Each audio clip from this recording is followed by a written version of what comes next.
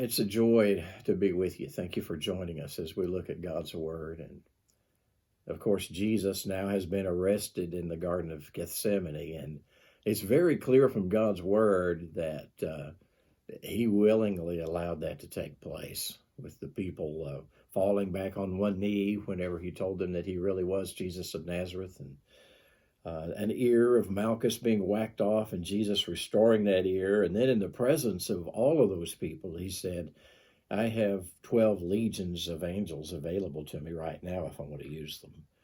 So the real struggle with Jesus was in the garden when he was praying, getting to the point where he was going to do the thing that he came to do. That was lay his life down. Well, I have one verse that I want to focus on, and that's verse 57 of Matthew chapter 26, where it says, they who seized him led him away to Caiaphas, the high priest, where the scribes and the elders were gathered together. So they're going to have court. The Sanhedrin was scribes and elders and priests. And that was the Sanhedrin. There's 70 men. And they were supposed to, according to their law, meet during the day in the temple, in public. And so already something sneaky is going on. And in John's account, Jesus was led to Annas first. Annas was the father-in-law of Caiaphas. And he was the one that the Jews really wanted to be priest, but the Romans intervened and appointed Caiaphas.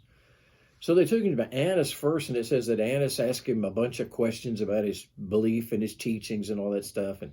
And Jesus said, I taught publicly, and you know what I taught. Why don't you ask the people that I taught? And it says that Annas had somebody strike him. Now remember, every time Jesus asks a question, it's to have you examine yourself.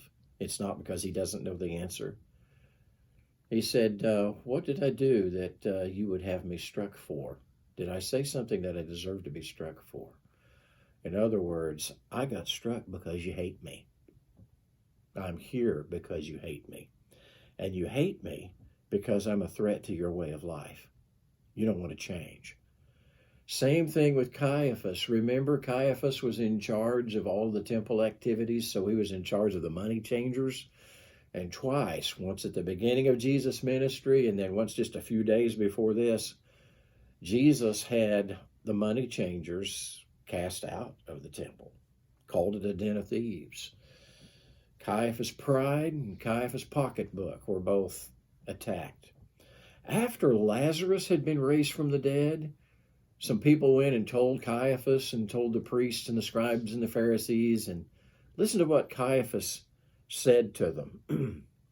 Caiaphas, who was high priest that year, said, you know nothing at all, because they were saying, what are we going to do because the Romans are going to take away our place and our name? He said, don't you take into account that it's expedient for you that one man die for the people and the whole nation not perish? So what he really meant by that was, we really need for Jesus to die for the sake of Israel. It was for the sake of Caiaphas. Well, once again, when somebody wants to do something, they find it an excuse and a reason to do it. People basically do what they want to do, and then they justify it. So Caiaphas wasn't going to say, let's get rid of this guy that's a threat to our livelihood and to our pride and have him put to death. Instead, it's for the sake of the nation of Israel. And then John said, Caiaphas really didn't realize what he was doing, but since he was the high priest, he was actually prophesying that Jesus was going to die for the nation of Israel, for their sins. And then it says that he might also gather together into one the children of God who are scattered abroad. Oh, and then it also says, from that day on, they planned to kill him. So was this really a trial, or was this a bunch of guys that wanted to kill him and they were going to try to justify themselves? Having a kangaroo court in the middle of the night when they were doing it illegally, and they intended for him to die in the first place. Well, what came from it? Well, he did die for the nation of Israel, and he did die for everybody who would be a believer in him. And he is gathering into one all the nations of people that believe in him. And in Revelation chapter 5, it has people from every nation and tribe and tongue. and they're praising this Jesus who laid his life down for us. But remember, in John 10:18, he said, "No one takes it from me. I lay it down freely." Well, some really corrupt shenanigans were taking place, and God brought the greatest good out of it. Genesis chapter 50, you have Joseph, whose brothers had sold him into slavery. And Joseph, who had spent years in prison because of that. And now he's the prime minister of Egypt, and they're afraid. And listen to what he says to them. "As for you," this is Genesis 50:20, "you meant evil against me, but God meant it for good, in order to bring about this present result, to save many people alive." They intended it for evil. God brought good out of it. Same thing with the crucifixion of Jesus. Peter said in his first sermon, the Sermon on Pentecost, "By the predetermined counsel of God, you put Jesus to death. And God raised him, and we are eyewitnesses."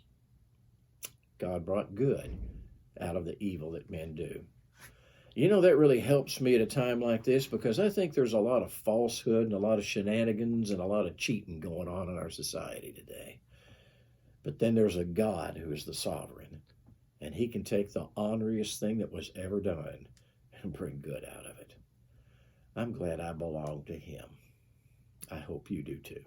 God bless. All done.